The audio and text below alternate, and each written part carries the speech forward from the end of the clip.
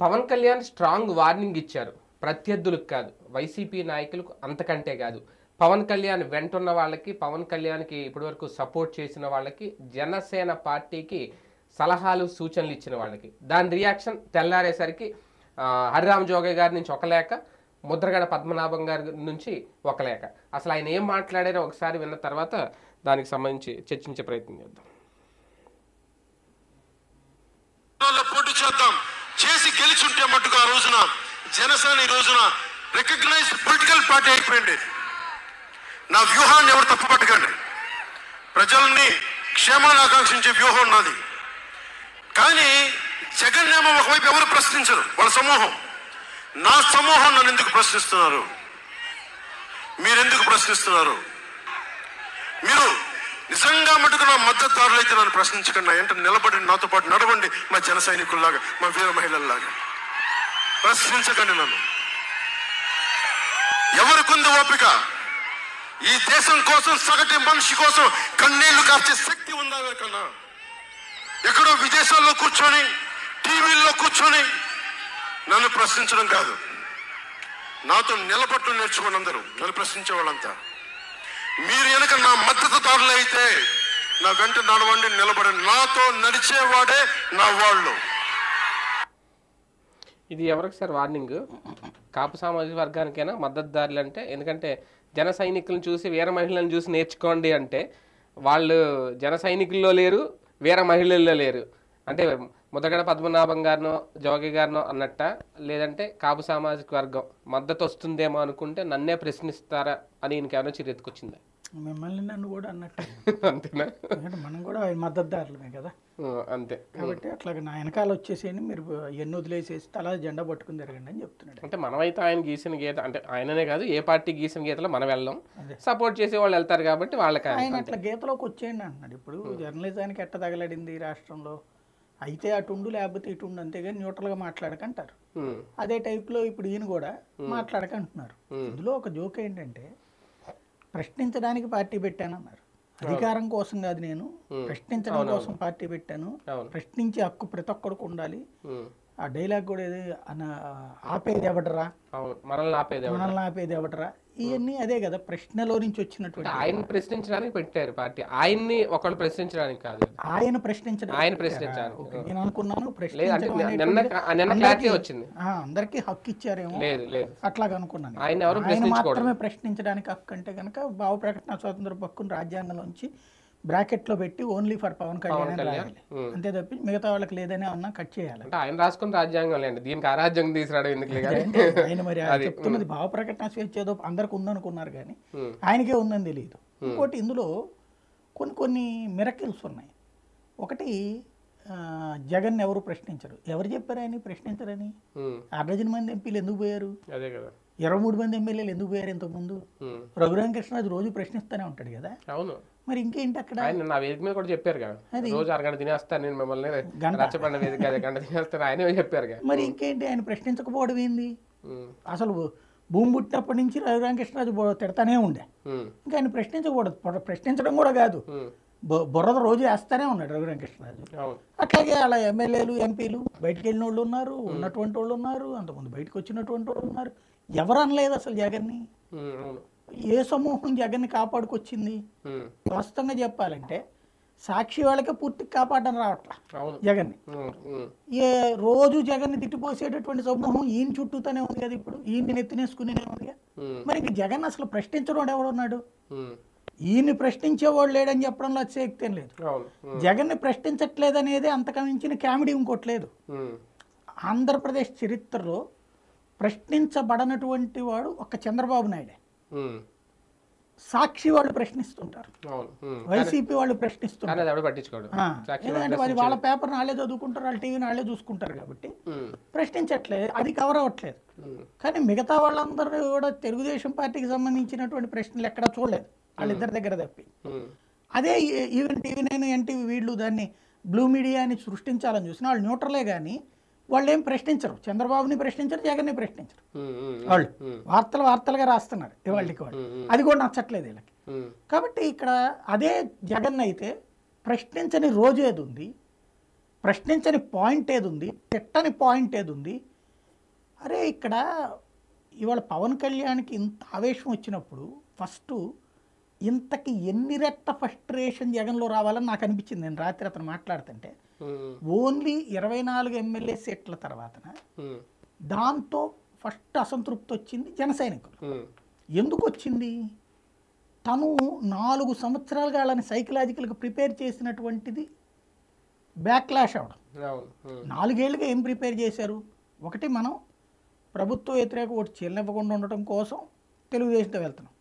తెలుగుదేశం అనేది బలహీనంగా ఉంటే మనం దాన్ని కాపాడుకొస్తూ మన పక్కన నడుస్తున్నాం, దాని పక్కన అంతే. అది మనకి సీట్లు ఇచ్చేది ఏంది? మనం దానికి సీట్లు ఇస్తున్నాం, గౌరవప్రదమైన స్థానాలు తీసుకుని పొత్తు పెట్టుకోబోతున్నాం. ఇదంతా కూడా రాష్ట్ర సంక్షేమం కోసం, రాష్ట్ర ప్రజల కోసం. ఇది ఆయన చెప్పింది. దానికి కన్విన్స్ అయ్యి అంతకుముందు తెలుగుదేశం అంటే నచ్చకపోయేవాడు, తెలుగుదేశం అంటే విభేదించేటువంటి తన కార్యకర్తలే తెలుగుదేశంతో మమేకం అవడం ప్రారంభించారు. కలిసి తిరుగుతున్నారు, ఆత్మీయ సమావేశాల్లో కూర్చున్నారు, భోజనాలు చేశారు. అంతా అయింది. అంతా అయిపోయాక గౌరవప్రదమైన స్థానాలంటే వాళ్ళందరి ఎక్స్పెక్టేషను.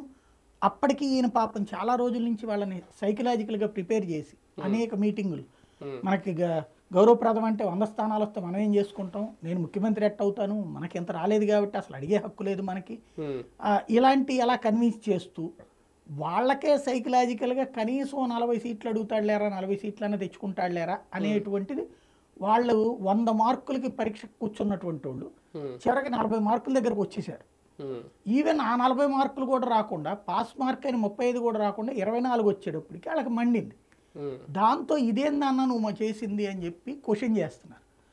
దాంతో పాటుగా ఇక వైసీపీ వాళ్ళు ఆటోమేటిక్గా గిల్లుతారు, నో డౌట్. అందులో గిల్లుతున్నారు వాళ్ళు, కామెడీ చేస్తున్నారు, మీమ్స్ చేస్తున్నారు. ఇదంతా రోజు జగన్ వీళ్ళు మీమ్స్ చేస్తారు. ఇప్పుడు జగన్ టీం వాళ్ళ మీద మీమ్స్ చేస్తుంది. ఇది తట్టుకోలేక పవన్ కళ్యాణ్ తన కార్యకర్తలను అట్ట నిలదీశాడు. నీకు అసలు అడిగే హక్కు ఎక్కడ ఉంది? అసలు నేను బూత్ కమిటీ ఉందా, నాకేమైనా పోల్ మేనేజ్మెంట్ తెలుసా మనకందరికీ? ఇదంతా చెప్పినటువంటి పవన్ కళ్యాణ్ తన కార్యకర్తల మీద అంత అసహనం వ్యక్తం చేశాడు. తనకి లెటర్లు రాసేటటువంటి హరిరామ జోగయ్య, ముద్రగడ పద్మనాభాన్ని పరోక్షంగా విమర్శించారు. అట్లాగే ఎన్ఆర్ఐలు కూడా చాలా మంది కామెంట్స్ పెట్టారు. అంటే ఆయన అన్నారు కదా, విదేశాల్లో ఉండి నన్ను మీరు ప్రశ్నించడం కాదు అంటే. అదే ఎన్ఆర్ఐలు డబ్బులు మరి ఫండింగ్ అడిగారు, వాళ్ళ దగ్గర తీసుకున్నారు కాబట్టి వాళ్ళు కూడా ఎక్స్పెక్టేషన్ ఆ రేంజ్ లో. పాయింట్ కూడా కనీసం ఒక 50 మందికి భోజనాలు పెట్టే సమర్థత కూడా మనలో లేదు, ఇలాంటి మీటింగ్లు పెట్టే ఆర్థిక స్తోమత కూడా లేదు అంటే ఎవరు ఫండింగ్ ఇవ్వట్లేదు అన్న పార్టీకి. Point different. అంటే ఈ టాపిక్ లో వచ్చినటువంటి ఇష్యూ ఏంటంటే, అంటే తన కార్యకర్తల్ని కన్విన్స్ చేయడం కాదు, ఆగ్రహం వ్యక్తం చేయడం ద్వారా దారికి తేవడం నెంబర్ 1 ఆస్పెక్ట్. ఏది మనం 24 తీసుకుంటే ఎట్లా ప్రశ్నిస్తారు. రెండవ పాయింట్ ఏంటంటే ఇదే మనకు ఎక్కువ అన్నటువంటి ఫీలింగ్ని కల్పించడం, మన స్థాయి లేదు అన్నటువంటి. అంతవరకు చేసినటువంటి ప్రయత్నం దగ్గర ఒక్కసారి తను ఆలోచించుకోవాల్సిన, ఆత్మవిమర్శ చేసుకోవాల్సిన అంశం ఏంటంటే, జగన్ అనేటువంటి వాడు మరి ఆ లెక్కనైతే ఇంకెంత ఫ్రస్ట్రేట్ అవ్వాలా?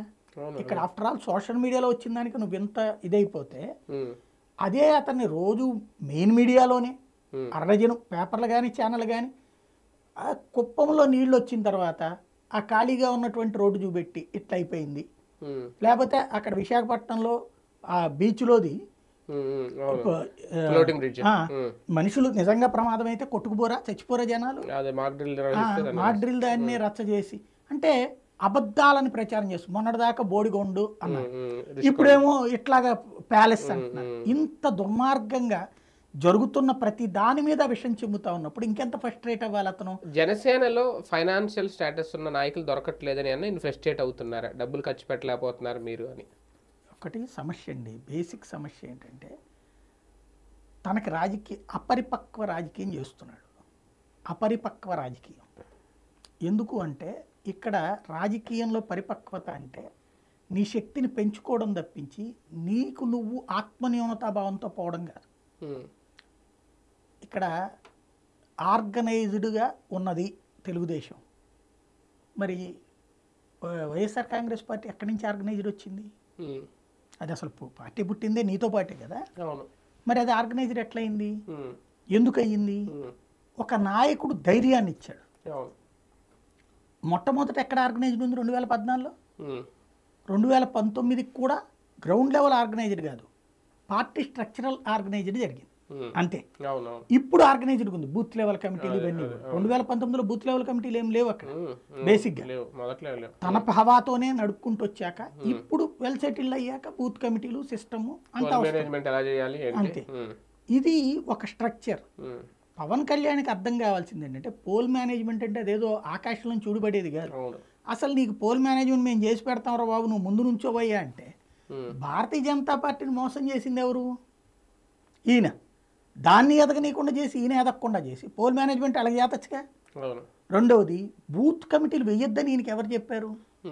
ఎందుకు వేయలేదు? ఈ ముక్క అనే అర్హత నాకు ఒక్కడికే ఉంది. ఎందుకయ్యా అంటే గత 7 ఏళ్ల నుంచి నేను చెప్తానే ఉన్నా 2014-19 మధ్యలో అర్జెంటుగా మీరు బూత్ కమిటీలు వేసుకోండి సార్, డెవలప్మెంట్ కావాలా, బూత్ కమిటీ లేకపోతే ఎట్లా అని 19 ఎన్నికలకు ముందు నేను చెప్పా. కానీ అప్పుడు మన మీద పాజిటివ్గానే ఉండేవాళ్ళు. అప్పుడు కొంతమంది లేదులే భయ్యా ఎలక్షన్ దగ్గరకు వచ్చేసినాయి కదంటే అరే 3 ఏళ్ల నుంచి ఇంకా ఏంటయ్యా అని చెప్పి కూడా నేను చెప్పాను. పాజిటివ్గానే అనేవాళ్ళు అప్పుడైతే. అయిపోయింది. 19 తర్వాత కూడా తెలుగుదేశం ఇదే భారతీయ జనతా పార్టీతో పొత్తు పెట్టుకున్నప్పుడు కూడా మంచి పని చేశారు. మీ ఇద్దరు కలిసి బూత్ కమిటీలు స్ట్రక్చర్ తయారు చేసుకోండి అని కూడా సజెస్ట్ చేసి అప్పట్లో అవుతుంది అంతా సెట్ అవుతుంది అన్నారు. ఈ అవుతుందిగానే మిగిలిపోయింది. జలీల్ ఖాన్ గారు అవుతుంది డైలాగ్ తరహాలను మిగిలిపోయింది. అక్కడ సమస్య ఏంటంటే తనే పెట్టట్లేదు అక్కడ. ఇప్పుడు ఒక బూత్ స్థాయిలో ఒక 100 మంది ఒక 10 మంది చాలు. 25 మంది పవన్ కళ్యాణ్ అభిమానులు లేరా? ఒక బూత్ స్థాయిలో అభిమానులతో ఒక కమిటీ నడపలేరా? ఇట్లాగా 10 బూతులు కలిపితే ఒక పెద్ద కమిటీ అవ్వదా? భారతీయ జనతా పార్టీ ఎట్లా చేసింది? ఇప్పుడు బూత్ స్థాయి కమిటీ ఏర్పాటు చేసుకుంది, దానికో పేరు పెట్టుకుంది. 10 బూతులు కలిపి ఒక కమిటీ పెట్టుకుంది, దానికో పేరు పెట్టుకుంది, దానిపైన ఒక పేరు పెట్టుకుంది. సోమవీర్రాజు చేశాడు, ఈఎంఐ చేసింది, పురంధరేశ్వర్. భారతీయ జనతా పార్టీకి మరి నీతో పోల్చుకుంటే భారతీయ జనతా పార్టీకి ఎక్కడి నుంచి ఉన్నారు? వాళ్ళకి 0.8% ఓట్లకి వచ్చింది. మరి వాళ్ళు ఎట్లా చేయగలిగారు? కమ్యూనిస్టులకు ఉంది బూత్ లెవెల్ కమిటీ. నిన్ను ఎవడు పెట్టద్దు అన్నాడు? ఇంకోటి అదేదో భోజనాలు. బూత్ కమిటీలో రోజు తెలుగుదేశం వాళ్ళు ఏమైనా భోజనాలు పెడతారా? లేకపోతే వైసీపీ వాడు ఏమైనా భోజనం పెడతాడా? 50 మందికి భోజనం పెట్టడానికి అది ఏమైనా అన్నదాన కార్యక్రమం ఏంది బూత్ కమిటీ అంటే? బూత్ కమిటీలతో పని అనేటువంటిది అది ఆర్గనైజేషనల్ స్ట్రక్చర్. భోజనాలు పెట్టే కార్యక్రమం ఎప్పుడో 3 నెలలకో 6 నెలలకో ఎమ్మెల్యే క్యాండిడేట్ చూసుకుంటాడు. అంత అడుక్కు తినే పరిస్థితిలో జనసేనకు సంబంధించిన నాయకులు ఎవరు లేరా? అరే మీరు ఎవడన్నా స్పాన్సర్ చేయమంటే చేయడానికి బోల్డ్ అంతమంది ఉన్నారు. ప్రతి ఆటో డ్రైవర్ కూడా 500 రూపాయలు వేసుకునైనా సరే ఏర్పాటు చేయడానికి సిద్ధపడతాడు. 10 మంది కార్యకర్తలను వచ్చేసి వండుకుందాం రండి అంటే వస్తారు. అది ఇంకా లెక్క. నిన్న చూడండి తమిళనాడులో అన్నామలై ప్రోగ్రామ్కి వెళ్తే బీజేపీకి సంబంధించిన వాళ్ళు పులిహారలు ఇవన్నీ పార్సిల్స్ తీసుకుని వెళ్ళారు. ఎక్కడో ఎందుకు నేను చూశాను నిన్న జనసేనకు సంబంధించి కూడా ఈ గుంటూరు నుంచి ఆవిడెవరు రమాదేవి అని ఆదిత్య హాస్పిటల్ ఏదో ఉంటుంది వాళ్ళ అబ్బాయి, ఆవిడ వాళ్ళ ఒక 5-6 డజన్ మంది మహిళలు వెళ్ళారు. దారిలో రోడ్డు పక్కన కూర్చుని తింటా పులిహార తింటా వాళ్ళు ఆ ఫోటో పెట్టుకున్నారు. అట్లాంటి వాళ్ళు దాదాపు 20-30 ఫోటోలు చూసా. వాళ్ళకి ఎవరు భోజనం పెట్టారు? వాళ్ళంతటా వాళ్ళే తీసుకుని వెళ్ళారు కదా. అట్లాంటి సిన్సియర్ నాయకులు ఎంతమంది లేరు? ప్రతి పార్టీకి సిన్సియర్, అందులో ఈయనకి సిన్సియారిటీ ఉన్న వాళ్ళు ఎక్కువ ఉంటారు. ఇప్పుడు తెలుగుదేశం దానికి డబ్బులు ఇస్తే గానీ రాలా, వైసీపీ దానికి డబ్బులు ఇస్తే గానీ రాలా.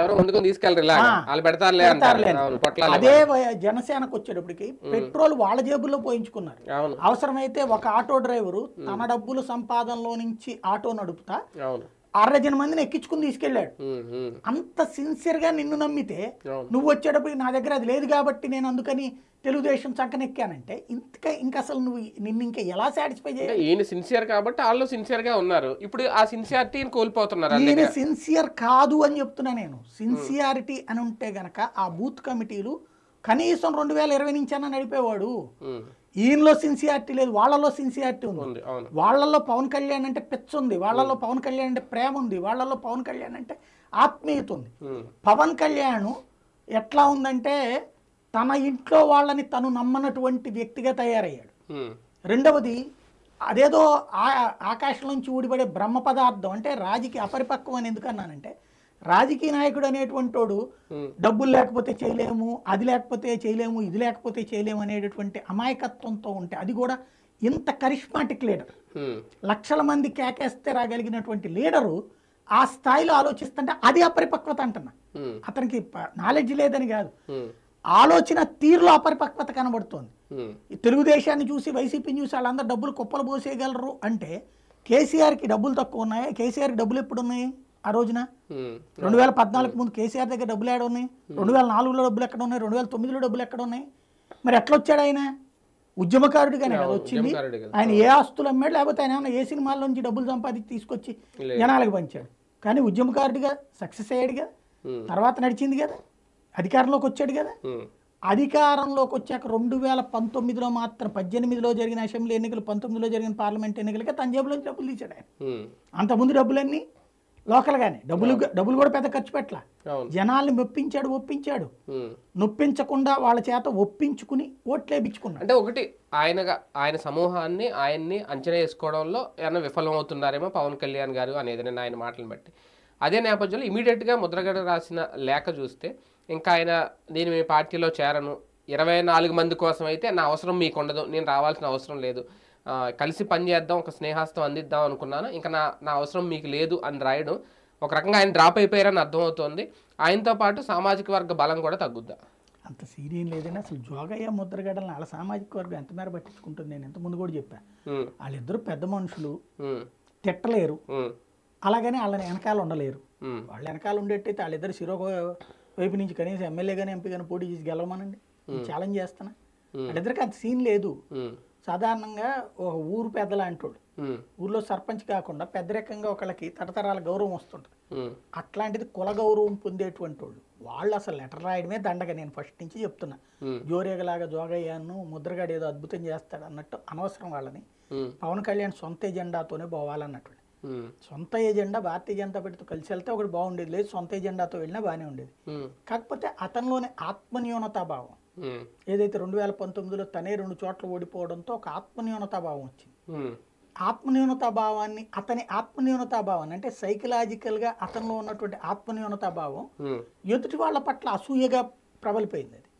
అదేంది నాతో పాటే పార్టీ పెట్టినటువంటి జగన్ వచ్చేనేమో ఏకంగా ముఖ్యమంత్రి 151 సీట్లు సాధించి నేనేమో నా సంవత్సరంలో 2 ఓడిపోయాను అనేటువంటి ఒక అసంతృప్తి పెరిగిపోయింది. ఈ అసంతృప్తిని క్యాష్ చేసుకున్నాడు చంద్రబాబు నాయుడు.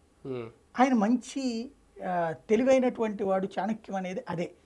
ఎదుటివాడితో మాట్లాడి వాళ్ళ బలహీనతని క్యాష్ చేసుకుంటాడు ఆయన. పవన్ కళ్యాణ్ బలహీనత ఏంటంటే జగన్ అనేటువంటి ఫోటో చూసినా, జగన్ అనే పేరు విన్నా పవన్లో వైబ్రేషన్ వస్తుంది, కసిరేగిపోద్ది, అసహ్యం వేసేస్తుంది, కోపం వచ్చేస్తుంది. వాళ్ళు నాకంటే నేనేమో సినిమా హీరోని, నేను అలా రోడ్డు మీదకి వెళ్తే అమ్మాయిలాగా పడతారు, అబ్బాయిలాగా పడతారు, ఎంతమంది నా వెనకాల వస్తారు. తీరా చూస్తే జగన్మోహన్ రెడ్డి అనేటువంటి హీరో కాదు కదా, అట్టాంటోడు ఎలా ముఖ్యమంత్రి అయిపోయాడు, ఎలా ప్రతిపక్ష నాయకుడు అయ్యాడు, ఎలా ముఖ్యమంత్రి అయ్యాడు, నాలాగా అనర్గళంగా ఉపన్యాసం ఇవ్వలేడు, నాలాగా ప్రాసలు మాట్లాడలేడు, నాలాగా సినిమా డైలాగులు కొట్టలేడు, ఏమీ చేయలేనటువంటి వాడు ఎట్లాగా ముఖ్యమంత్రి అయిపోయాడు, అదే ఎట్లా చేశారు అంటే వెంటనే పక్కనున్నోడు ఎవడో చెప్తాడు, డబ్బులు ఉన్నాయి సార్, డబ్బులతో అయ్యాడు సార్, కులంతో అయ్యాడు సార్ వాడికి, ఇట్లా మాట్లాడతాడు. వెనగానే ఇతను అట్లా ప్రిపేర్ అయిపోతాడు. ఓహో అందుకని కులంతో నడుపుతాడు, అతను డబ్బులతో నడుపుతాడు, నా దగ్గర డబ్బులు లేక నేను ఇట్లా చేశాను, నా దగ్గర ఇది లేక చేశాను అనేది. ఇంతకుముందు అదే జగన్మోహన్ రెడ్డి దగ్గర ఏం డబ్బులు ఉన్నాయి ఆ లెక్కనైతే? ఇప్పుడు వీళ్ళే రాశారు కదా, వీళ్ళే చెప్పారు కదా. వాస్తవంగా అయితే నాకు తెలుసు అది డబ్బులు అంత మరీ వాళ్ళు పేదరికంలో ఉన్న వాళ్ళు అయితే కాదు. కానీ వీళ్ళు రాసినటువంటిది ఏంది, ఇంటిని అమ్ముకున్నటువంటి వాళ్ళు, తాకట్టు పెట్టిన వాళ్ళని రాశారు కదా. మరి ఆ స్థాయిలో ఉన్నటువంటి వ్యక్తికి ఎక్కడి నుంచి వచ్చినాయి అని చెప్పేసి వీళ్ళు చెప్తారు. ప్రాక్టికల్గా 2019లో 14లో 10 పైసలు డబ్బులు రానియకుండా పూర్తిగా ముంచేశారు కాంగ్రెస్ పార్టీ, తెలుగుదేశం కలిపి మూయించేశారు. అతను డబ్బులంతా అటాచ్మెంట్లో ఉన్నాయి కదా, డబ్బులు ఎక్కడ ఉన్నాయి చేతికి ఆ రోజున. కానీ అతన్ని నమ్మారు కాబట్టి ఆ రోజున వచ్చారు తోడు, 67 సీట్లు సాధించాడు. ఆ తర్వాత పోని డబ్బులు ఎక్కడ ఉన్నాయి? ఆ తర్వాత సంపాదించుకోవడానికి తన అధికారంలో లేడు కదా, తెలుగుదేశం కదా అధికారంలో ఉంది, కేంద్రంలో కూడా తనేం అధికారంలో లేడు కదా. మరి ఎక్కడి నుంచి వచ్చినాయి డబ్బులు?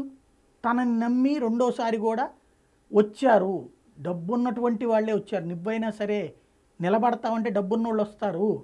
ఇప్పుడు తెలుగుదేశం పార్టీకి సంబంధించి ఏ పెమ్మసాని చంద్రశేఖరో, వెనుగండ్ల రామును, ఇట్లాంటి వాళ్ళందరూ ఎందుకు వచ్చారు? డబ్బున్నటువంటి వాళ్ళు. అది గెలుస్తుందనే టెంపర్మెంట్ క్రియేట్ చేయబట్టి. నువ్వేమో నా దగ్గర ఆ సీన్ లేదు, తెలుగుదేశంతో మనం పొత్తు పెట్టుకోకపోతే మనం గెలవలేము, నాకు పోల్ మేనేజ్మెంట్ తెలియదు, నాకు వ్యవస్థ తెలియదు, నాకు వ్యవహారం తెలియదు అని చెప్తా నీ దగ్గరికి డబ్బున్నోడు ఎందుకు వస్తాడు? నీ దగ్గరకు వచ్చేవాడు ఖచ్చితంగా. నువ్వు గనక జనసేన భారతీయ జనతా పార్టీ పొత్తుతో 2020 నుంచి కనుక సీరియస్గా ఎఫర్ట్ పెట్టుంటే ఇవాళ రే సిండా భారతీయ జనతా పార్టీకి సంబంధించి ఇందులో వీళ్ళు ఎంత విషం చిమ్ముతున్నా సరే అర్జెంట్కి వెళ్ళి కాపు రామచంద్రారెడ్డి ఎందుకు వెళ్ళాడండి? లేకపోతే దాదాపుగా 3 ఎంపీ క్యాండిడేట్లు సిట్టింగ్ ఎంపీలు, 2 ఎమ్మెల్యే క్యాండిడేట్లు సిట్టింగ్ ఎమ్మెల్యే క్యాండిడేట్లు వాళ్ళతో మాట్లాడుతున్నారు. వాళ్ళు ఏది ఇవాళకి అది రావడానికి బీజేపీలో బీజేపీ వద్దంటే పోతారు. అదే జనసేనను భారతీయ జనతా పార్టీ ఈ 4 ఏళ్లలో చేసుంటే వైసీపీలో ఉన్న ప్రజాసంతృప్తుడు ఇక్కడికే వచ్చేవాడుగా, తెలుగుదేశంలో ఉన్న ప్రజాసంతృప్తుడు ఇక్కడికే వచ్చేవాడుగా, కనీసం 40-50 సీట్ల బలమైన వాళ్ళు వాళ్ళే డబ్బులు ఖర్చు పెట్టుకోగలిగిన వాళ్ళు వచ్చేవాళ్ళుగా. నీ అంతటి నువ్వే ప్రత్యామ్నాయం లేకుండా చేసుకుంది నువ్వు ప్రత్యామ్నాయం లేకుండా చేసుకుని ఎవరిని ఎందుకు తప్పు పడతావు నువ్వు? ఇప్పుడున్న పరిస్థితుల్లో పవన్ కళ్యాణ్ గారు నిన్న చేసిన ప్రకటన ఒక రకంగా గతంతో పోలిస్తే వీళ్ళకి పెరిగిందనో ఓటు శాతం, అది కూడా కాపు సామాజిక వర్గం రూపంలో వస్తుందని అనుకుంటున్న టైంలో అది లాస్ అవుతుందా? ఒక రకంగా అది ఆ ప్రకటన నిన్న చేసిన ప్రకటన నష్టమేనా? అట్లేం ఉండదండి. కాపులు ఓటు వేయాలనుకుంటే కాపులంతా సాలిడ్గా ఓటేస్తారు అనుకుంటాం అనేటువంటిది ఎంతవరకు గ్యారంటీనో చెప్పలేము.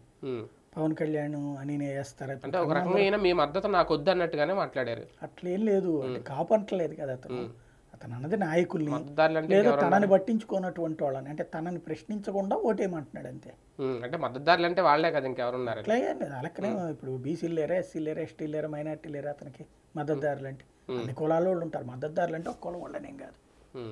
రైట్, చూద్దాం. పవన్ కళ్యాణ్ గారు ఇచ్చిన సంకేతం ఒక రకంగా ఎవరిని అన్నట్టు ఇప్పటికే ముద్రగడ తన సమాధానం చెప్పేశారు, జోగే గారు కూడా మాట్లాడాల్సింది మాట్లాడేశారు.